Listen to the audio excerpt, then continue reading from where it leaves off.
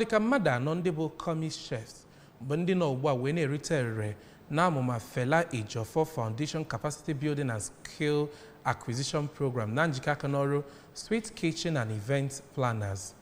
Fela Ejiofor Foundation bụ otu na-abụ nke gọọmenti nwe nke kwenyesiri ike n'inyeghachi ihe n'obodo iji wee gbanwee ndụ ndị mmadụ n'ụzọ kama site n'emme dị iche iche ọ na-eme iji wee nyere ndị ụwa na-atụ n'ọnụ aka ndị ajadu ya na ụmụ nwaanyị nke obodo.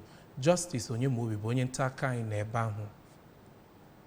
Oge ọ na-agwa ndị nta akụkọ ABS okwu, onye Chief Executive Officer Fela Ejiofor Foundation bụ Honorable Ndubisi Ejiofor mere ka amata na ọ na-enye ya obi aṅụrị ịdị na-enyere ndị ọ na-enweghị ka ọra ha aka ma dụkwazịa ndị ọzọ ji ego n'obodo ka ha gbaa mbọ fụ na enwere ndị na-erite uru n'ego ha nwere iji wee belata ihe mfiarụ dị n'ala anyị. N'okwu nke ya, onye wepụtara Sweet Kitchen and Event Planners bụ Oriakụ Nkechi Okwuigwe kelere Fela Ejiofor Foundation maka njikọ aka ha nyere ha ma kwupụtazikwe na ụlọ ọrụ ya bụ ndị bụ ọkacha ibe n'ịfụ maka ihe oriri dị iche iche a na-esigasị n'ebe ọ gbasatara nke a na-eri n'ala anyị a yanakwa na mba ndị ọzọ. Ọ gwakwara Fela Foundation na ha ga-agbasi mbọ ike ịfụ na ha agharịpụrụ n'ihe ha kwuru na ha ga-eme ma kwekwezie nkwa na ha ga na-aga n'iru. Nwada Amarachi Njepu n'ọkwara n'oge ahụ kelee Fela Ejiofor Foundation maka nkwado ha nyere ha iji wee weta mmemme a ka ọ bụrụ ihe bịara na mmezu.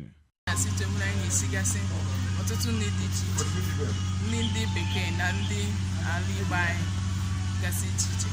So Ejiofor Foundation bụ nnukwute foundation gbara agaraba na Sweet Kitchen. So ọ bụkwa onye nke anyị ka ọ